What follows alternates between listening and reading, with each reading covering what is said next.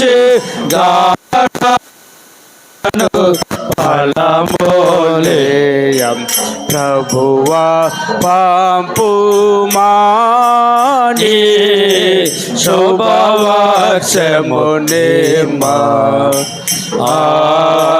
ప్రభువా పంపుమా. ప్రభు మీకు తోడైయుండునుగాక.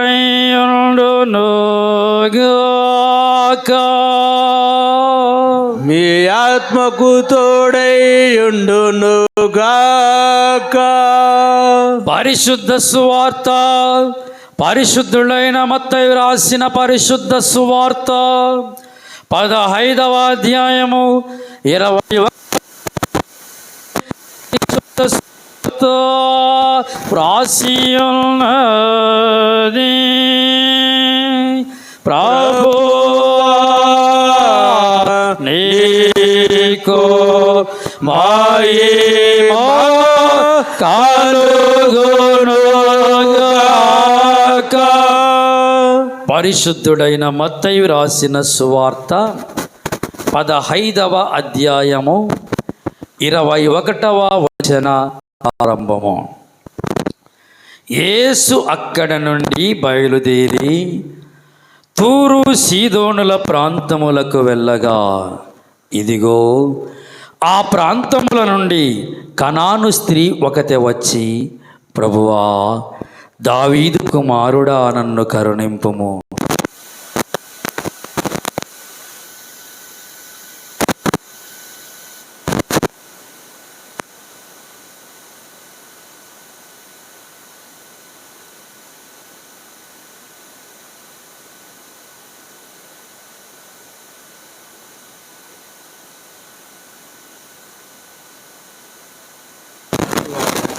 నశించిన గొర్రెల ఎద్దకి మరి ఎవరి ఎద్దకు అయినను ఆమె వచ్చి నాకు సహాయము చేయనని అందుకు ఆయన పిల్లలను తీసుకొని కుక్క పిల్లలతో యుద్ధము కాదు నిజమే ప్రభువా, కుక్క పిల్లలు కూడా తమ యజమానుల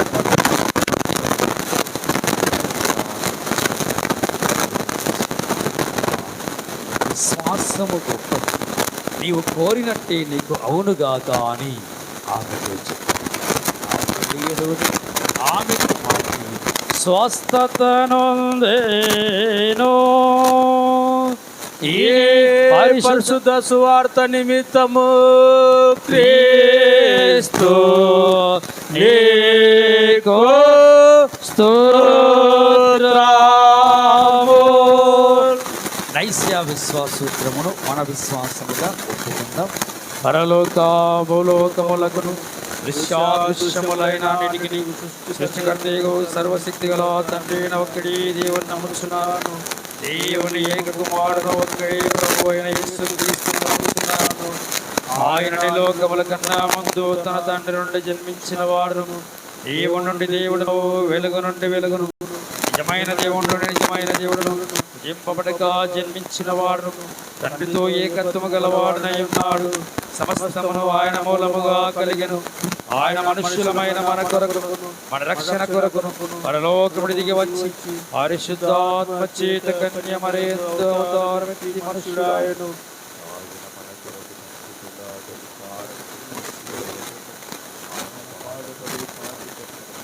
లేఖనముల ప్రకారము 3వ నాడు తిరిగి లేచి పరలోకమునకెక్కి తండ్రి కుడి చేతి వైపున కూర్చుని ఉన్నాడు. ఆయన బ్రతికిన వారిని చనిపోయిన వారిని విమర్శించడానికి మహిమతో తిరిగి వచ్చును. ఆయన రాజ్యమునకు అంతము లేదు. పరిశుద్ధాత్మ నమ్ముచున్నాను. ఆయన ప్రభువును జీవించువాడును, తండ్రి నుండి కుమారుడి బయలుదేరువాడును, తండ్రితోను కుమారుడు కూడా ఆరాధింపబడి మహిమ పొందువాడును, ప్రవక్తల ద్వారా పలికిన వాడునై ఉన్నాడు. మరియు సార్వత్రికమును అపోస్తలికమున ఒక్కటే పరిశుద్ధ సంఘము నమ్ముచున్నాను. పాప విమోచన కొరకును ఒక్కటే బాప్తిస్మమును ఒప్పుకొనుచున్నాను. చనిపోయిన వారి పునరుత్థాన కొరకును పరమందలి జీవము కొరకును ఎదురు చూచుచున్నాను. ఆమేన్. కూర్చోండి.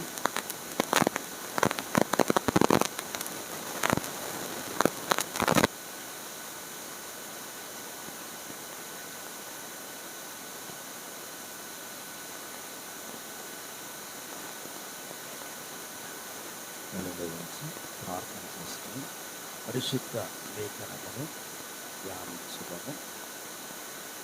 తండ్రి, కుమారుడు, పరిశుద్ధాత్మ త్రియేక దేవుని పేరట ఆమేన్.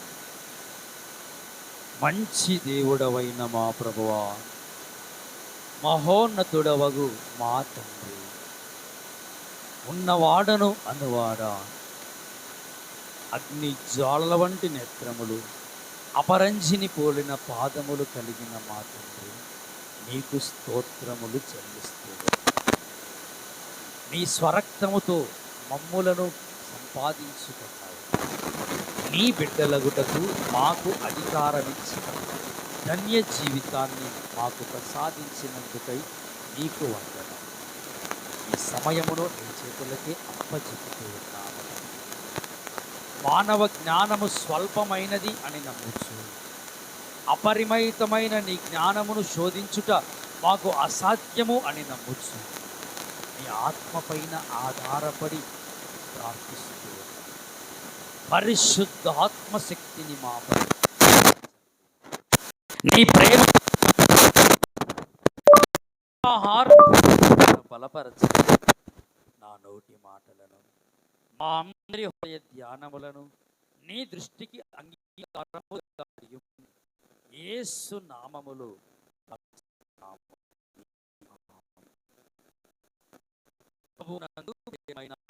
దేవుని సంగమా,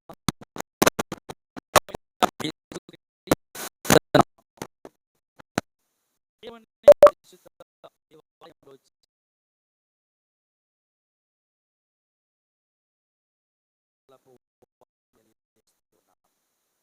లెంటు కాలంలో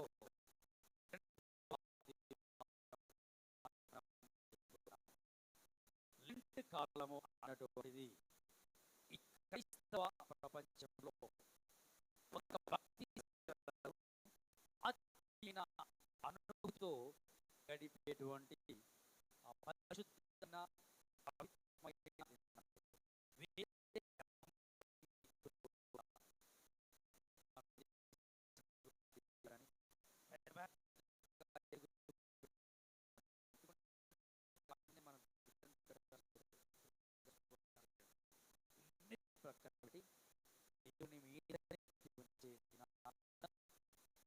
దేవుని మీద ఒక ప్రత్యేకమైన దినంగా విని ఏర్పరుస్తున్నాం.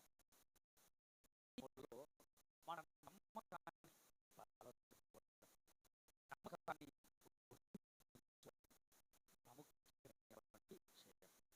చదవబడిన ఈ 3 పాఠ్య భాగంలో కూడా నమ్మకము అన్నటువంటి ఇంగ్లీష్ భాషలో ట్రస్ట్ అని పిలుస్తారు. ఏమిటి ఈ ట్రస్ట్ అంటే అర్థం ఏమిటంటే assured reliance on the character, ability లేక ఎబిలిటీ లేక strength or truth of someone or something. ఏమర్థమైంది మనకి లేక ఒక వ్యక్తిత్వము, ఏ వ్యక్తిత్వాన్ని నేను తలుచుకుంటేనే ఆ వ్యక్తి ద్వారా నేను సకలము పొందుకోగలను, ఆయన నాకు ఉంటే చాలు అనే నమ్మకము ఎవరిని తలుచుకుంటే నీకు కలుగుతుందో దాన్నే ఆ వ్యక్తి మీద నీకున్నటువంటి ట్రస్ట్ అని పిలుస్తారు. అందుకే మన సంస్థలన్నీ కూడా ట్రస్ట్ సిఎస్ఐ, ట్రస్ట్ అసోసియేషన్, సిఎస్ఐటిఏ అని పిలుస్తారు. ఎందుకంటే ఆ సంఘాన్ని తలుచుకుంటూనే నన్ను ఆత్మీయంగా బలపరుస్తుంది అనే నమ్మకము నీకు కలగాలి.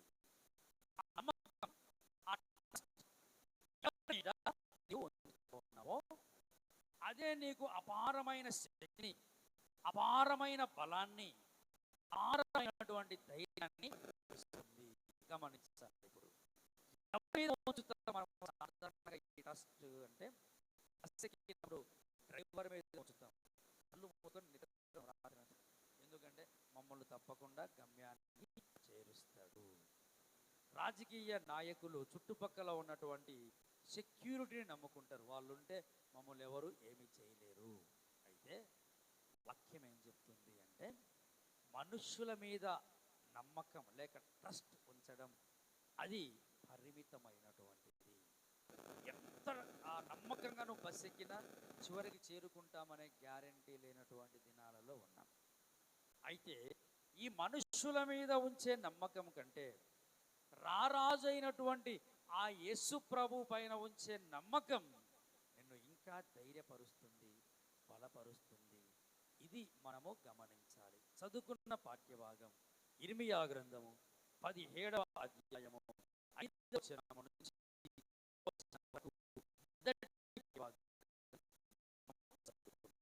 ఇర్మియా బైబిల్ గ్రంథంలో యెహోవా స్థాపించును అని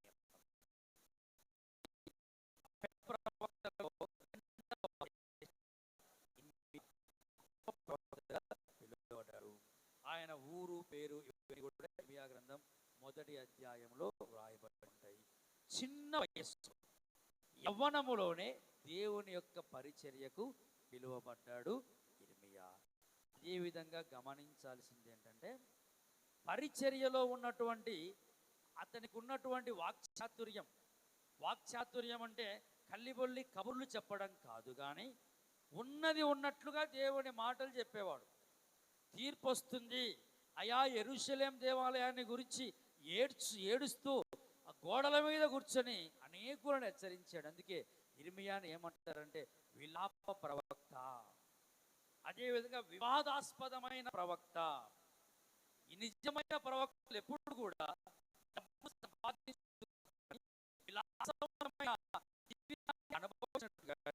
లేఖనంలో కనిపించదు. వాళ్ళు ఎప్పుడు బాధపడుతూనే ప్రవచనాలు చెప్పారు, కడుపులో మార్చుకుంటూ వాక్యం చెప్పారు, కన్నీళ్లు కారుస్తూ దేవుని మాటలు ప్రకటించారు. అందుకే ఎప్పుడు నిజమైన ప్రవక్తలు ఎప్పుడు కూడా లగ్జరీ లైఫ్ని ఎక్కడ అనుభవించినట్లు చూడలేదు. ఈ రోజుల్లో మనం గమనించవచ్చు. అందుకే ఎక్కువగా ఫాల్స్ ట్రస్ట్ ఎక్కువ కనిపిస్తుంది ఈ రోజులలో. అక్కడైనా గమనించండి, నిజ ప్రవక్తలు ఎప్పుడు రక్తపాదములు కన్నీటితో కూడినటువంటి కన్నీళ్లతోనే వాళ్ళు ప్రవచనాలు చెప్పారు. అందుకే ఇర్మియాను కూడా కన్నీటి ప్రవక్త లేక విలాప ప్రవక్త అని పిలిచారు. ప్రియమైన దేవుని బిడ్డలారా, ఈ ప్రవక్త ఇశ్రాయేలులకు ప్రకటిస్తూ ఏమని మాట్లాడతాడు అంటే, అయ్యా మీరు ఐగుప్తీయుల గుర్రాలను నమ్ముతారు, ఐగుప్తీయుల రథాలను నమ్ముతారు. మనం కదా బస్సుల్ని విమానాలను నమ్మినట్లు. అదేవిధంగా మనుష్యుల యొక్క బలాన్ని నమ్ముతారు. ఇది నిజమైన నమ్మకం కాదు. దీన్ని ఏమంటారంటే false trust, FALSC. False trust అంటే చదువుకునే పిల్లలకి ట్రూ ఆర్ ఫాల్స్ అని ఒక క్వశ్చన్లు ఇస్తారు. ఎట్లా ఉంటుంది ఈ ఫాల్స్ అనేది బాగా గమనించండి. మీరు చిన్నప్పుడు చూసారో లేదో, ఎగ్జామ్ రాసినప్పుడు ఈ ఫాల్స్ ట్రూకి తేడా ఎట్లుంటుంది తెలుసా? ఫాల్స్ అంటే ఏంటంటే మళ్ళీ చీరలకి కింద వేసుకునేటువంటి ఆ ఫాల్స్ కాదు. ఫాల్స్ అంటే ఎట్లా ఉంటుంది అంటే సత్యములాగానే ఉన్నటువంటి అసత్యం. ఇది గమనించాలి. సూర్యుడు తూర్పున ఉదయించడు అని ఉంటుంది అంతే. కింద సత్యం ఎట్లా ఉంటుంది? సూర్యుడు తూర్పున ఉదయించును. ఆ డూకి నూకు తేడా కనుక్కోవాలంతే. అంటే సత్యములాగానే కనపడుతుంది చివరి వరకు కూడా, కానీ అసత్యం అయి ఉంటుంది. ఇది గమనించాలి. అందుకే దీన్నే ఫాల్స్ అంటారు. అంటే నిన్ను లాక్కుతుంది, దగ్గరికి లాగుతుంది, చూసేసరికి అది ఫాల్స్ అయి ఉంటుంది. క్వశ్చన్లు మనం ఆన్సర్ చేసేటప్పుడు క్లియర్గా అది సేమ్ ఒకటేలాగా అనిపిస్తుంది. ఏది ఫాల్స్ ఏది ట్రూడో కనుక్కోవాల్సి వస్తుంది. అందుకే వాక్యంలో మనం గమనిస్తే నీవు నమ్మింది కూడా సత్యము అని గట్టిగా చెప్పే విధంగానే ప్రయత్నం చేస్తుంది, కానీ నీకు తెలియకుండానే నిన్ను ఫాల్స్ ఆ ట్రస్ట్లోనికి లేక అసత్యపు నమ్మకంలోనికి నడిపిస్తుంది. అది ఎలా ఉంటుంది? ఇర్మియా గ్రంథం 17వ అధ్యాయము 5వ వచనములో వ్రాయబడి ఉంటుంది. యెహోవా ఈలాగు సెలవిచ్చుచున్నాడు, నరులను ఆశ్రయించి శరీరులను తనకు ఆధారముగా చేసుకొనుచు తన హృదయమును యెహోవా మీద నుండి తొలగించుకున్నవాడు. గమనించాలి, ఇది ఫాల్స్ ట్రస్ట్. ఫాల్స్ ట్రస్ట్లో మొదటిది ఏంటంటే వాళ్ళు ఎవరిని నమ్ముతారు? మనిషిని నమ్ముతారు. మనుష్యులను నమ్మొద్దయ్యా అని వాక్యం చెప్తుంది. కాకపోతే మీరు మనుష్యులను నమ్ముతారు. ఎవరిని నమ్ముతారు? సంపత్ బాబును నమ్ముతారు. ఆయన ప్రార్థన చేస్తే ఏందో జరుగుతుందంట. ఎందుకు? నువ్వు ఏ రోజు మోకాళ్ళొంగి ప్రార్థన చేసిండో. బైబిల్ వాక్యంలో నేను ఏది చెప్పినా నమ్ముతావు. ఎందుకు? ఏ రోజైనా బైబిల్ చదివింటే బాబు నువ్వు చెప్పే తప్పు అని నీకు అనిపిస్తుంది. ఆ ప్రయాసపడి భారం మోసుకొని వచ్చినటువంటి ఆ మాల జనాంగం అన్నాను అనుకో, బాబు అక్కడ మాల లేదు బాబు, సమస్త జనులారా అని ఉంది, అది నీకు తెలుస్తుంది. అనగా మనం గమనించాల్సింది ఏంటంటే, నువ్వు ప్రార్థన చేసినప్పుడు దేవుని మీద నమ్మకం ఏంటో నీకు తెలుస్తుంది. వాక్యం చదివితే అందులో ఏమున్నది నీకు అర్థమవుతుంది. తెలియనప్పుడు మనుషులను నమ్ముతావు. ఆయన పెద్ద పెద్ద సేవకులను తయారు చేసేస్తాం మనమే. వాళ్ళకి విలాసవంతమైన జీవితం ఇచ్చేస్తాం మనం. వాళ్ళు కోట్లు సంపాదించుకునే విధంగా ప్రేరణ కలగజేస్తాం మనం. అందుకే నరులను ఆశ్రయించిన ప్రభు అంటాడు ఆయన, రాజులు నమ్మొద్దు, నరులు నమ్మొద్దు. కీర్తన గ్రంథము 146వ కీర్తన 3వ వచనం. కీర్తనల గ్రంథము 146వ కీర్తన 3వ వచనం. రాజుల చేతనైనను నరుల చేతనైనను రక్షణ కలగదు, వారిని నమ్ముకొనకుడి, వారి ప్రాణము వెడలిపోవును, వారు మంటి పాలగుడు, వారి సంకల్పములను నాడే. ఆ తర్వాత వచనం, ఎవనికి యాకోబు దేవుడు సహాయుడగునో, ఎవడు తన దేవుడిని యెహోవా మీద ఆశ పెట్టుకొనునో వాడు. చాలా చోట్ల ఉంటుంది బైబిల్ గ్రంథంలో ఈ మాటలు. ఫస్ట్ ఏమంటాడంటే, రాజులను వలన రక్షణ రాలే మీకు. పేతురు భక్తులు కూడా ఇదే అంటాడు. ఒకడు పౌలు వాడను, ఒకడు అపోల్లో వాడను అంటున్నా ఉన్నాడు. ఏమయ్యా, నేను సిలువ వేసి రక్తం కార్చానా మీకోసం? నేను ఫలాని సేవకుని ఆ సంఘానికి వెళ్తున్నాను, లేక ఫలాని ఆయనను అనుసరిస్తున్నానని చెప్పొద్దు నాయన. మనం అందరం కలిసి యేసు ప్రభువును అనుసరించుదాం. మనుషుల మీద నమ్మకం స్థిరమైంది కాదు, గమనించాలి. మనుషుల మీద అతి నమ్మకం ఎప్పుడు ప్రమాదకరం. ఎందుకు తెలుసా? ఏదో ఒక బలహీనత ఉంటుంది. అయ్యో నేను ఇంత పెద్దవాడిని అనుకుంటేనే, ఈయన చాలా విశాలంగా ఆలోచిస్తాడు అనుకుంటేనే, ఈయన కూడా ఇంత చిన్నగా ఆలోచిస్తాడా? అప్పుడు నీ విశ్వాసం బలహీనం అయిపోతుంది. ఎందుకంటే మనిషే ఎప్పుడైనా కూడా మనిషిని నమ్మడం, దేవుని వైపు మనిషి వైపు చూస్తే వాడు శాపగ్రస్తుడే, నువ్వు కూడా ఏదో ఒక రోజు శాపగ్రస్తుడు అవుతావు. రెండవది ఏంటంటే, మనుషులను నమ్ముతాడు. రెండవది శరీరులను తనకు ఆధారముగా చేసుకుంటాడు. అంటే శరీరం మీద, తన యొక్క జ్ఞానం మీద ఆధారపడతాడు. వాక్యంలో మీరు గమనిస్తే యెషయా గ్రంథం 31వ అధ్యాయము 3వ వచనములో, ఆ రోజుల్లో వాళ్ళు ఐగుప్తీయుల గుర్రాలను, ఐగుప్తీయుల రథాలను నమ్ముకుంటారు. అయినా వాళ్ళ ఎందుకు నమ్ముతారు మీరు? 3వ అధ్యాయము 31వ అధ్యాయము 3వ వచనం, ఐగుప్తీయులు మనుష్యులే గాని దేవుడు కారు, ఐగుప్తీయుల గుర్రములు మాంసమయములే గాని ఆత్మలు కావు, యెహోవా తన చెయ్యి చాపగా సహాయం చేయవాడు జోగును, సహాయం చేయవాడు పడును, వారందరూ కూడి. అందుకేనైనా మీరు టెక్నాలజీని నమ్ముతూ ఉన్నారు. టెక్నాలజీని నమ్మొచ్చు. ఎంతవరకు అంటే అది కొంతవరకే. వాళ్ళందరూ కూడా దేవుడిని నమ్మినంతగా మనుషులకి ఎప్పుడు కూడా మనము నమ్మకూడదు అని వాక్యం సెలవిస్తుంది. ఈ రెండు ఎప్పుడైతే ఉంటాయో మీకు తెలుసో తెలియదో, ఈ రెండు లక్షణాలు అంటే మనిషిని నమ్మడం, శరీరముకు సంబంధించిన జ్ఞానం మీద, శరీర సంబంధించిన విషయాల మీద ఎప్పుడైతే ఆశ పెట్టుకుంటాడో, నీకు తెలియకుండానే నీ హృదయంలో నుంచి ఒక ఆయన్ను పక్కకు తొలగించేస్తావు. ఎవరిని? వాక్యంలో ఉంటుంది దేవుణ్ణి. నీ హృదయంలో నుంచి యెహోవాను తొలగించుకున్నవాడు శాపగ్రస్తుడు. గమనించాలి. మనిషిని ఎక్కువ నమ్మినావు అనుకో. గాంధీజీ ఒక మాట అన్నాడు. ఎప్పుడు ఆయన, నేను చెప్పాను, ఎప్పుడు ఆయన అహింస ఎక్కడి నుంచి వచ్చింది? ఈ చెంప కొడితే ఈ చెంప చూపం అనే మాట ఎక్కడి ఉంది? ఆ మాట ఎప్పుడు చెప్తా ఉంటాడు గాంధీ. ఇక ఉప్పు సత్యాగ్రహం ఎక్కడి నుంచి వచ్చింది? మనం చేసే ఉపవాస ప్రార్థన. నిరాహార దీక్ష ఎక్కడి నుంచి వచ్చింది? నువ్వు చేసే ఉపవాస ప్రార్థన. ఇవన్నీ బైబిల్లో నుంచి తీసుకుని ఉద్యమాన్ని నడిపించినాడు. ఆ ఉద్యమం మనకు ఏముందంటే దేవుని వాక్యం ఉంది. అప్పుడు ఒక ఆయన ఇంటర్వ్యూ చేస్తూ, నువ్వు ఎప్పుడు యేసు ప్రభువు క్రైస్తవ మతంలోకి స్వీకరిస్తావు అన్నాడు. అప్పుడు ఆయన ఏం చెప్పినాడు? నేను నిజమైన క్రైస్తవుని చూస్తే అప్పుడు నేను నమ్ముకుంటాను. ఈ మాట నేను చదివేటప్పుడు, నాకు చెప్పేటప్పుడు గాంధీ మీద కోపం వచ్చేసింది. ఎందుకు? నన్ను చూసి దేవుణ్ణి ఎందుకు నమ్ముతావయ్యాను?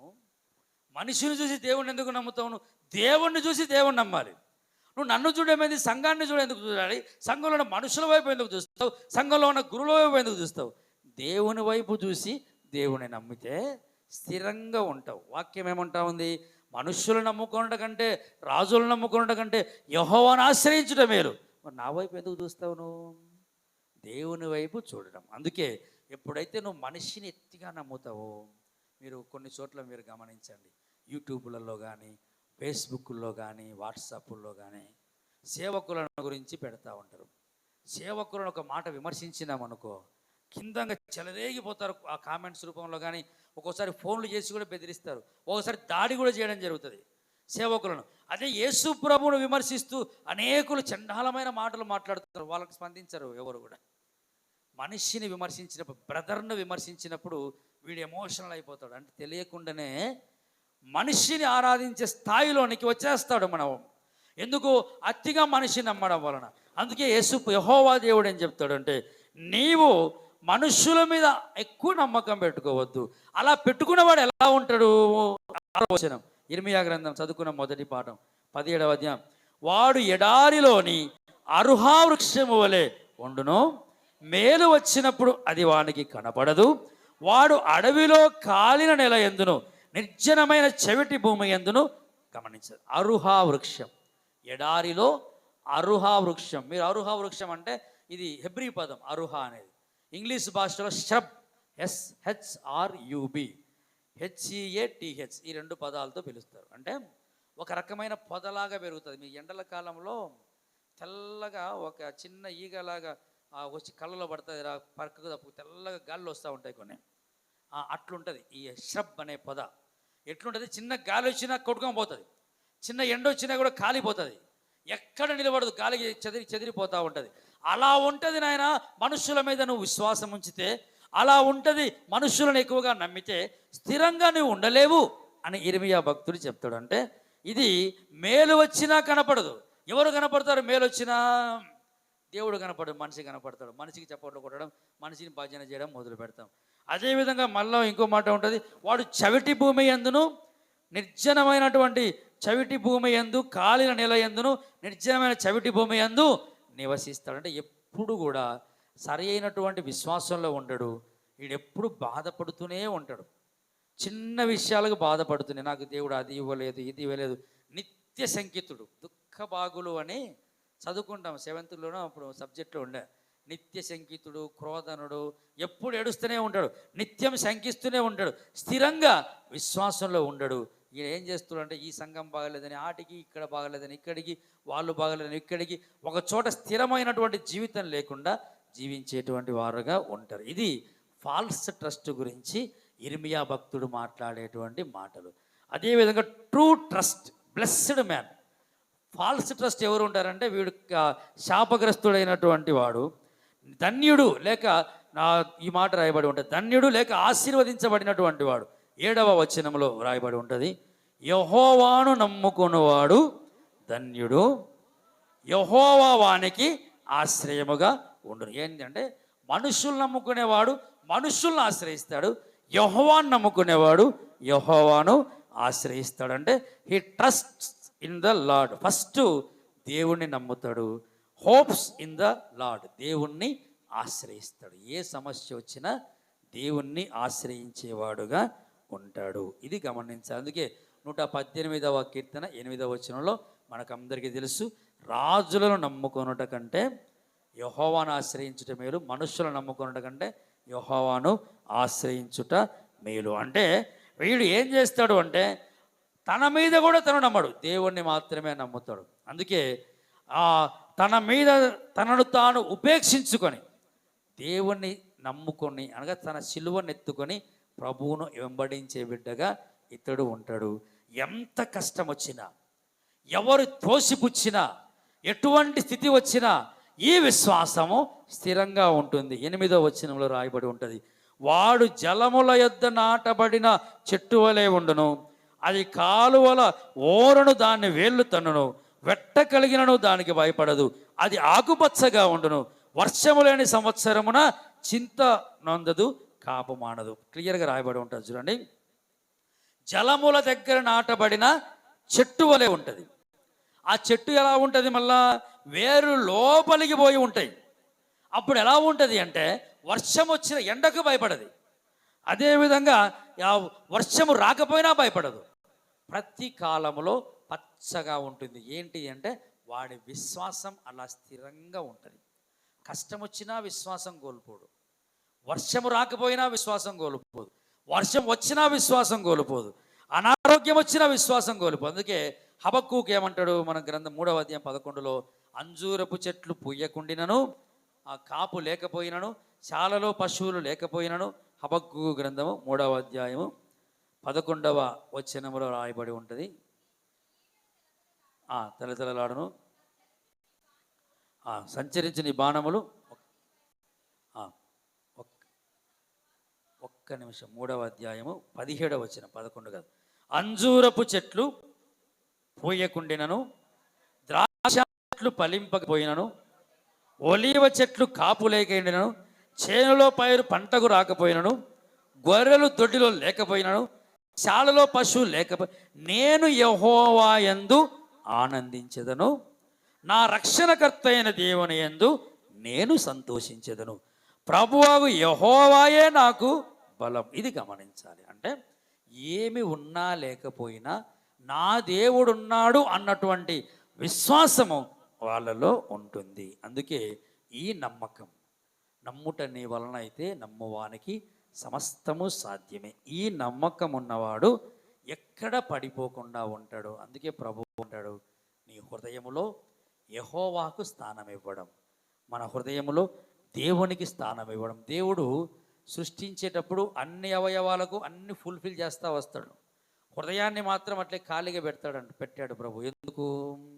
అది దేవుని సింహాసనము. ఆయన మాత్రమే పూర్తి చేయగలిగినటువంటి ప్రదేశం ఏది మన శరీరములో అంటే హృదయము. అందుకే హృదయములో నాకు ఇవ్వండి. కాకపోతే మనమేం చేస్తూ ఉన్నాము అంటే ఆ హృదయంలో యేసు ప్రభు లేక దేవుణ్ణి ఎప్పుడైతే ఉంచుకోమో, యేసు ప్రభుని ఎప్పుడైతే హృదయంలో ప్రతిష్ఠించుకోమో, అక్కడ ఎవరు ఉంటారు? భయంకరమైన రోగాలు వాక్యంలో ఉంటాయి. సాతానుడు వచ్చి హృదయంలో చెడ్డ తలంపులు, హృదయం అన్నిటికంటే మోసకరమైనది, అది ఘోరమైన వ్యాధి, భయంకరమైనది కలగజేస్తాడు. అందుకే హృదయంలో ఒకసారి ఒక దయ్యం వచ్చి ఆ యెహోవాది యేసు ప్రభు దయ్యం వెళ్ళగొడుతూనే మళ్ళీ అది ఖాళీగా పెట్టుకున్నాం అనుకో, అక్కడ యేసు ప్రభు ఏం చేస్తుంది? మళ్ళీ దయ్యము శాంతంగా ఉంది నాయన, మనకు బాగా ఉండడానికి వాడు యేసు ప్రభు పెట్టుకుంటేనే వాడు రాలేడు ధైర్యంగా. ఏం చేస్తాడు? మళ్ళీ 7 దయ్యాలు పట్టుకొని వస్తాడు లోపల.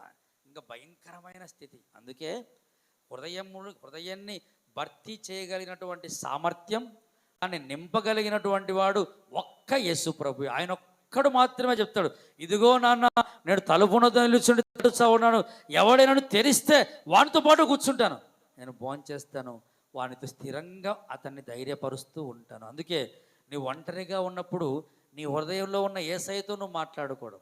యేసు ప్రభు ఎక్కడున్నాడయ్యా అంటే ఇక్కడున్నాడు ఆయన. నీ ఎవరితో మాట్లాడుతావు? నీతో నువ్వు మాట్లాడుకుంటే యేసు ప్రభు నీతో మాట్లాడతాడు. అప్పుడు నీకు ఇంటర్నల్గా అంతర్గతంగా ప్రభువుతో అనుసంధానించబడి ఉంటావు. ఎక్కడున్నా ధైర్యంగా ఉంటావు. ఆయనే నాకు ఇవ్వగలడు, ఆయన ఏదైనా చెయ్యగలడు అనే నమ్మకం ఉంటుంది. ఆ నమ్మకాన్ని ఎవరి దగ్గర ప్రదర్శిస్తావు? నువ్వు దేవుని దగ్గర ప్రదర్శించడానికి ఇష్టపడతావు. ఎంతైనా తగ్గించుకుంటాం, ఎంతైనా పట్టుదలగా ప్రార్థించడానికి ఇష్టపడే బిడ్డగా, అది నిజమైన విశ్వాసం. చదువుకున్నటువంటి సువార్త పాఠ్యభాగం మత్తయి సువార్తలో మనం గమనిస్తే ఒక కనాను స్త్రీ మనకు కనిపిస్తుంది. కనాను అన్నటువంటి ఈ ప్రాంతం వాక్యంలో 21వ వచనములో గమనిస్తే, యేసు అక్కడ నుండి బయలుదేరి తూరు సీదోనుల ప్రాంతములకు. ఈ తూరు సీదోను ప్రాంతం అనేది ఎక్కడుంది? బైబిల్ గ్రంథంలో కనపడుతుంది. రాజుల మొదటి గ్రంథం 16వ అధ్యాయము 31వ వచనములో కనపడుతుంది. ఏమిటి అంటే, ఈ తూరు సీదోను ప్రాంతము అనేది భయంకరమైన వ్యభిచారము ప్రోత్సహించే ప్రాంతం. ఈ ప్రాంతములోనే యెజబెలు రాణి పుట్టింది. ఆమె వచ్చి ఆహాబు రాజును పెళ్లి చేసుకుంది, రాజ్యాన్ని అంతటిని చెడగొట్టేసింది. అందుకే గమనించాలి, అటువంటి ప్రాంతంలో నుంచి ఒక విశ్వాసురాలైనటువంటి అన్య జనాంగమునకు చెందినటువంటి కనాను స్త్రీ అని రాయబడి ఉంటుంది. గమనించాలి. ఇశ్రాయేలులకు ఏంటంటే, అందుకే ఇర్మియా ఎప్పుడు ఇశ్రాయేలును ఖండిస్తా, గద్దిస్తా, బుద్ధి చెబుతా మాట్లాడతాడు. ఇశ్రాయేలీయులకు ఒక అహంకారం. మన సంఘాలలో చాలా చోట్ల చూస్తూ ఉంటాం. కొన్ని సంఘాలకు వెళ్ళే వాళ్ళ దగ్గర ఈ ఆత్మీయ అహంకారాన్ని ప్రభువు ఎప్పుడు ప్రోత్సహించడు, ఖండిస్తాడు. ఒరే పరిసేయుడా, ఒరే సున్నం కొట్టిన సమాధి, ఒరే అయ్యో శాస్త్రులారా, అయ్యో పరిసేయులా చాలాసార్లు మాట్లాడతాడు. ఎందుకు అంటే వాళ్ళు పొద్దున్నే లేస్తూనే ఒక ప్రార్థన చేస్తారు. ఇశ్రాయేలుడు ఎదురు ఏమని, ప్రభువా రాత్రి అంతా కాపాడావు, నీకు వందనాలు. ఇదిగో నన్ను యూదునిగా పుట్టించినావు, మాకు సున్నతి ఆచారాలు ఇచ్చావు, అందును బట్టి నీకు స్తోత్రం. ఇదిగో అన్యునిగానైనాను స్త్రీగానైనాను నన్ను పుట్టించనందుకు నీకు వందనం. పరిసేయుడు సుంకరి ప్రార్థన ఇట్లే ఉంటుంది, బాగుంటుంది. వాని ప్రార్థన అంతా ఎట్లా ఉంటుంది, నేను వారానికి 2 సార్లు ఉపవాసం ఉన్నా, ఇవన్నీ చేస్తాడు. మొదలుపెట్టిన ఏమంటాడు తెలుస్తాడు, శివులైనను అన్యాయస్తులైనను ఈ సుంకరి వలనైనను ఉండనందుకు నీకు వందనాలు. ఇది పనికి మాలిన ప్రార్థన. అందుకే అన్యుల వలె పుట్టించనందుకు నీకు వందనాలు. అది యేసు ప్రభు ఖండిస్తూ వచ్చాడు. అన్యులను ఏమన్నారు అంటే వాళ్ళు కుక్కలు అన్నారు. చాలా దళితుల కాన్సెప్ట్లో మనల్ని కూడా ఒకప్పుడు ఏమని పిలిచారో తెలుసా? కాదు, ఏమని పిలిచేవాళ్ళు మనల్ని? చండాలుడు. ఊరికి అంటరానివాడు అని రాస్తున్నారు. అంటరానివాడు అంటే అది గ్రాంధిక భాష. అంటరాని అస్పృశ్యుడు, చండాలులు అని పిలిచారు ఒకప్పుడు.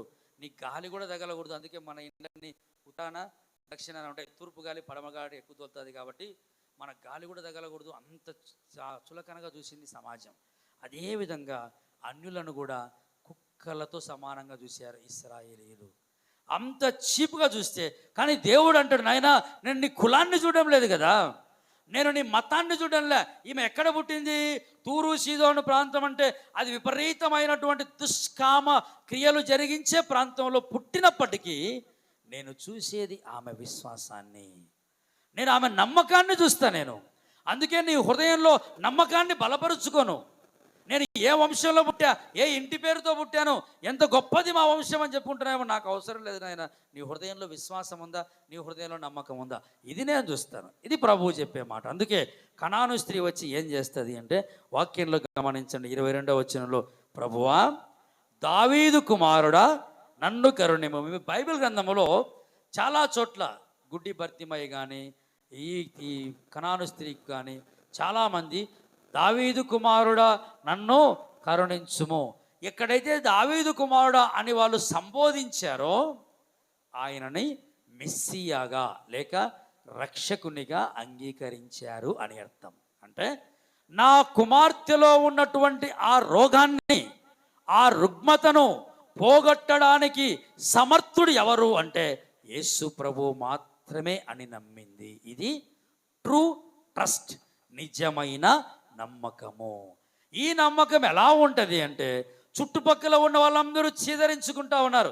యేసు ప్రభువా నాకు బాగు చేయి అని దీనంగా ప్రార్థించినప్పటికీ యేసు ప్రభు పలకలే. మీరు వాక్యంలో చూడండి, అందుకు ఆయన ఆమెతో ఒక్క మాట అయినను చెప్పలేదు. గమనించాలి. ఇప్పుడు ఏమో యేసు ప్రభు ఇంత దీనంగా ప్రార్థిస్తే ఎందుకు పలకలేదు? ప్రార్థన వినడు అనేది ఎక్కడ ఉండదు. వాక్యంలో మీరు గమనించవచ్చు. ఈ మందిరమందు చేయబడు ప్రార్థన మీద నా కనుదృష్టి నిలుచును, నా చెవులు దానిని ఆలకించును. నీ హృదయం తెలుసు ఆయనకి, హృదయ తలంపులు తెలుసు ఆయనకి. నీ మాట నోటికి రాకముందే నీ మాట ఆయనకు తెలుసు. 139వ కీర్తనలో ఈ మాట రాయబడి ఉంటుంది. అంత తెలిసిన దేవుడు ఏం పలకడు ఒక్కొక్కసారి. అందుకే నువ్వు ఆలోచన చేయాలి. దీనంగా ప్రార్థించటం మనం ఒక్క మాట కూడా పలకడు, సైలెంట్గా ఉంటాడు. ఎందుకు?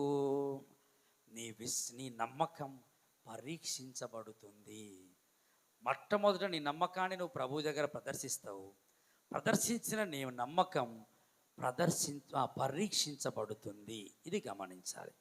నమ్మకము లేక విశ్వాసము పరీక్షించబడినప్పుడే అది ఆ విశ్వాసం యొక్క సామర్థ్యం, ఆ విశ్వాసం యొక్క బలం, ఆ విశ్వాసం యొక్క గొప్పతనం ప్రపంచానికి తెలియపరచబడుతుంది. ఇప్పుడు వీళ్ళ బాధ ఏంది? ఇశ్రాయేలుల బాధ ఏంది? యేసు ప్రభు మాకే స్వస్థతలు చెయ్యాలి. ఏమయ్యా యోనా, నినవే పట్టణానికి పోయి వాక్యం చెప్పుపో, వాళ్ళు దుష్టులు, వాళ్ళు మారుతారు, వాళ్ళు మారే విధంగా సాయం చేయంటే యోనా ఏం చేసినాడు? నేను పోను ప్రభువా, నీ వాక్యం చెప్పినా నీ ధర్మశాస్త్రం చెప్పినా మాకే సొంతం. వాళ్ళు అన్ని జనాంగం, వాళ్ళు దుష్టులు, వాళ్ళకి చెప్పను నేను వాక్యం. మీరు మన చోట కూడా మీరు గమనించినారో లేదో, ఆ వాల్ పోస్టులు వచ్చి మన చర్చి దగ్గరనే అతికిస్తారు. సువార్త సేవకు వచ్చినామని చెప్పి మన ఇళ్ళలోకే వచ్చేస్తారు. ఆ భయం అంటే వాడు దుష్టుడు, వేరే చోటుకి వెళ్ళరు. కానీ యేసు ప్రభు ఏమంటాడంటే అందరికీ సువార్త అందాలి. నేను చూసేది కులాన్ని మతాన్ని నేను చూడను, వాళ్ళ విశ్వాసాన్ని చూస్తాను.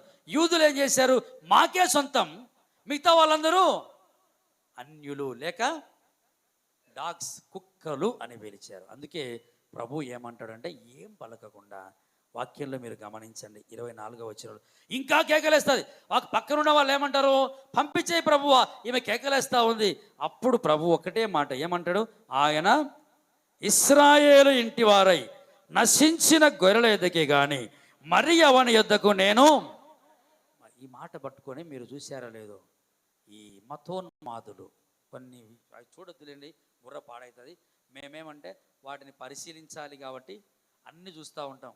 ఈ ప్రపంచం ఎలా పోతా ఉంది అన్న దానికోసం అన్ని పరిశీలిస్తూ ఉంటాం. ఏమంటారు, యేసు ప్రభువే చెప్పాడు కదా, ఇశ్రాయేలుల దగ్గరికే వచ్చినారు అన్నాడు, మరి వేరే వాళ్ళ దగ్గర రాలేదు అన్నాడు, మరి ఆయన ఇశ్రాయేలుకే దేవుడు, ఇండియాకు అసలు సంబంధమే లేదు అని మాట్లాడతారు. యేసు ప్రభు ఉద్దేశం అది కాదు ఇక్కడ. అందుకే ఒక్క వచనం చదివి దానికి ముందేముంది వెనకేముంది ఆ అధ్యాయంలో ఏముంది ఇవన్నీ వదిలేస్తారు. యేసు ప్రభు చెప్పినది ఆయన ఉద్దేశం ఏంటంటే, ఇదిగో ఆ ఉద్దేశం ఎవరికి ఉంది, ఆ చుట్టుపక్కల వాళ్ళకు ఉంది. వాళ్ళు ఏం చేస్తున్నారు, ఈమె కేకలేస్తూ ఉంది, ఈమెను పంపే అంటా ఉన్నారు. అమ్మా వీళ్ళు అట్లా అనుకుంటున్నారు చూడు, వీళ్ళకే సొంతమని వీళ్ళు మనుషులు అనుకుంటా ఉన్నారు. వాళ్లకు తెలివి రావడానికి మీరు ముందు గమనించవచ్చు. వాళ్ళ ఆత్మీయ అహంకారంతో ఏం చేశారంటే, కొన్ని కాళ్ళు కడుక్కోకుండా భోజనం చేస్తూ ఉంటే 15వ అధ్యాయంలోనే ఉంటుంది, మీరు మొదటి 2 వచనాల్లో ఉంటుంది. శిష్యులు చేతులు కనుక్కోకుండా భోజనం చేస్తున్నారే, వారు ఎందుకు ఆ పెద్దల పారంపర్య, మా ఆచారాలే గొప్పవి, మా ఆచారాలకు ఎక్కువ ప్రాధాన్యతనిస్తాం మేము, నీ శిష్యులు కాళ్ళు కడుక్కోలేదు, మళ్ళీ ఏంటి కొత్త కొత్త ఆచారాలు తీసుకొని వచ్చినారు. అదంతా ఇప్పుడు వివరించలేం, కానీ కొత్త కొత్త ఆచారాలు తీసుకొని వచ్చి వాక్యంలో లేనివి, ధర్మశాస్త్రంలో లేనివి కూడా కల్పించారు. అదో వీళ్ళ స్థితి అట్లా ఉంది. ఆ స్థితిని మార్చడానికి ఈ సందర్భాన్ని ప్రభు వాడుకొని ఆమెను పరీక్షిస్తూ వాళ్ళకు ఒక రోల్ మోడల్గా ప్రభు చూపిస్తూ పలికాడు. అప్పుడు ఆమె ప్రభు అయినా సరే, ఇది బలమైన నమ్మకం అంటే ఇట్లా ఉంటుంది. ఒకసారి పలకడు, మౌనంగా ఉంటాడు. నీకు సంవత్సరాల తరబడి నీ ప్రార్థనకు ఒకసారి జవాబు రాదు, అప్పుడు కూడా స్థిరంగా ఉండాలి నువ్వు విశ్వాసంలో. రెండవసారి ఏం చెప్పినాడు ప్రభు, ఇశ్రాయేలు ఇంటి వారై నశించిన వారి యొద్దకి అయినను ఆమె వచ్చి ఆయనకు మొరొక్కి, ప్రభువా నాకు సహాయం. మళ్ళా చూడు ప్రభు ఏమంటాడు, పిల్లల రొట్టె తీసుకొని కుక్క పిల్లలకు వేయుట. మీరు చదివినప్పుడు మీకేమనిపించాలా, ఇంటికాడ ఎప్పుడు మళ్ళీ పోయి చదవండి.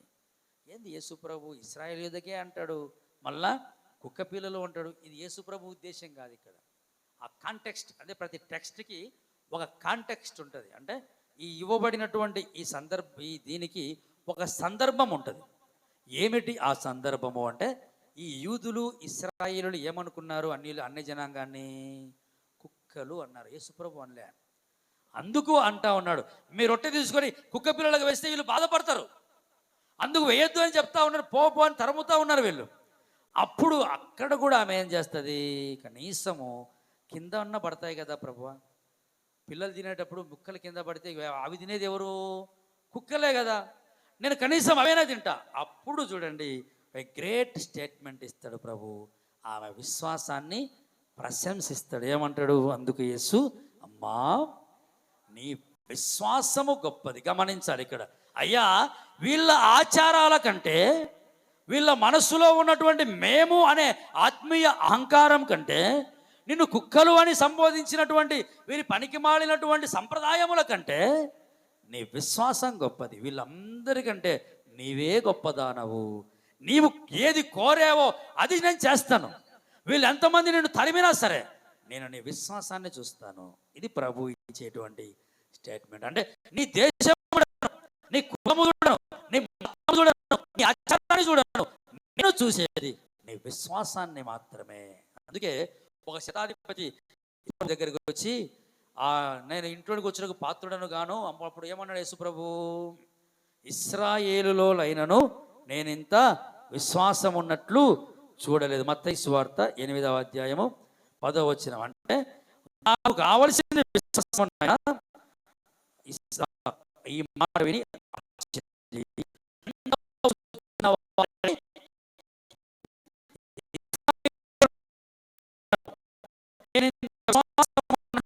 చూడలేదని నిశ్చయముగా మీతో చెబుతున్నాను. నాయనా, నేను ఇశ్రాయేలుడను, నేను అబ్రహాము, ఇస్సాకు, యాకోబు సంతానము చెప్పుకుంటున్నావేమో, నేను చూసేది విశ్వాసము.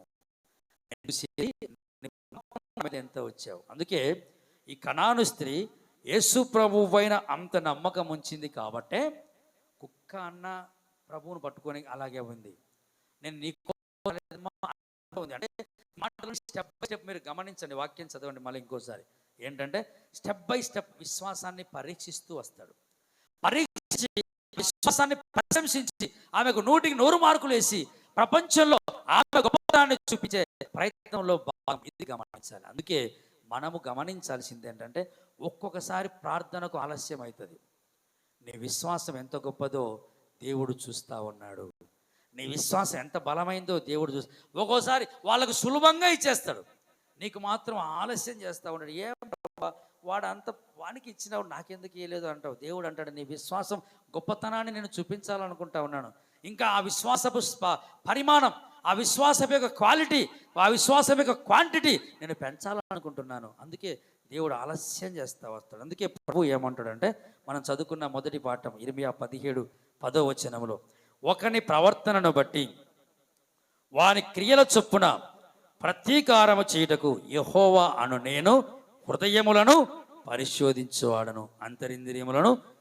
మరి దేవుడు దేన్ని చూసి సంతోషపడతాడు అంటే విశ్వాస సహితమైన చదువుకున్నటువంటి 2వ భాగం పత్రిక పాఠ్య భాగం రాసిన మొదటి పత్రిక 4వ అధ్యాయం 2వ వచనంలో రాయబడి ఉంటుంది. కాగా మీరు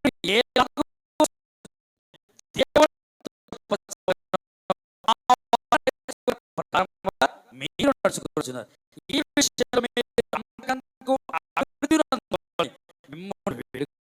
ప్రభువు యేసుక్రీస్తునందు మిమ్మను హెచ్చరించుచున్నాను. ఆయన ఏమంటాడంటే ప్రభువుని ఎట్లా సంతోషపడతాడు? ప్రభు దేన్ని సంతోషపడతాడు? నువ్వు ఇచ్చే కానుకలను లేక నీ కులాన్ని ఇవన్నిటిని బట్టి కాదు. సంతోషపడతాడు నా యొక్క నమ్మకాన్ని లేక ఆ విశ్వాసాన్ని చూసి సంతోషపడతాడు. ప్రభువును సంతోషించే వర్తన ఎలా ఉంటుందంటే మీరు 3వ వచనం నుంచి 8వ వచనం వరకు రాయబడి ఉంటుంది. జాగ్రత్తగా దూరంగా పారిపోవడం, పరిశుద్ధతలుగా ఉండడం, సహోదరులను మోసం చేయకుండా ఉండడం. అంటే ప్రవర్తన అనగా నేను గొప్పవాడు అని చెప్పుకుంటాను కానీ అది నీ ప్రవర్తనలో కనిపిస్తుంది. ఇప్పుడు అంటే నువ్వు ప్రభువుని మీదనే నమ్ముకున్నప్పుడు, ప్రభువుని పరిపూర్ణంగా విశ్వసించినప్పుడు, పంట లేదే నాకు ఇవి లేదే ఇవన్నీ సనుగుడు ఉండదు. ఏది ఉన్నా లేకపోయినా నేను నా ప్రభువులో ఆనందిస్తాను. ఇదే దుష్ట ఆలోచన పాపుల మార్గం నిలవక అపహాసకులు యెహోవా ధర్మశాస్త్రమునందు ఆనందించుచు దివారాత్రములు దానిని అతడు నీటి కాలువల ఓరను నాటబడినదై ఆకువాడక తన కాలమందు ఫలమిచ్చు చెట్టు వలె. అంటే ఎప్పుడు పచ్చగా ఆ పచ్చదనం ఏంటంటే విశ్వాసంలో లేక నమ్మకంలో ఉంటుంది. అది ప్రభు పరిపూర్ణంగా ఉంటుంది. లేకపోతే ఈ అరుహ వృక్షం ఈ పొదలాగా కొట్టుకొని పోయే విశ్వాసంలో మనము ఉండకూడకుండా నిజమైన విశ్వాసం ఈ లెంటి కాలంలో నమ్మకాన్ని అభివృద్ధి చేసుకోవడం, ప్రభువునకు నీ మనోనేత్రములు తెరిచి ఆయన వైపు చూడడం, ఆయన వాక్యములో నిన్ను నీవు బలపరుచుకుంటూ రావడం. అందుకే నిజమైన ప్రవక్తలకు నిజమైన విశ్వాసులు ఆస్తుల వైపు చూడరు, వారి సొంత శారీరక సౌఖ్యాల వైపు చూడరు, కష్టపడుతూనే ఉంటారు, చివరికి రక్తము చిందిస్తారు, వీలైతే హతసాక్షులుగా చనిపోవడానికైనా ఇష్టపడతారు కానీ సౌఖ్యపు జీవితాన్ని కోరుకోరు. ఇర్మియా అట్లా కోరుకోలేదు. ఈమె కనాను స్త్రీ కూడా తగ్గించుకొని కుక్క అన్న ఇశ్రాయేలీలకే అన్న తగ్గించుకొని ప్రార్థించింది. వినయ విధేయతలతో విశ్వాసంలో ప్రభువు చేత ప్రశంసలు అందుకొని నేటికి మనకు సాక్షిగా నిలిచింది. ఆ విధంగా మనము విశ్వాసంలో అభివృద్ధి పొంది దీవించబడాలి అని ప్రభు నామమున కోరుతూ ఉన్నాను. అటువంటి కృప పరిశుద్ధ ఆత్మదేవుడు మనకు దయచేయునుగాక. ఆమేన్. తండ్రి, కుమారుడు, పరిశుద్ధాత్మ త్రియేక దేవుని పేరట ఆమేన్.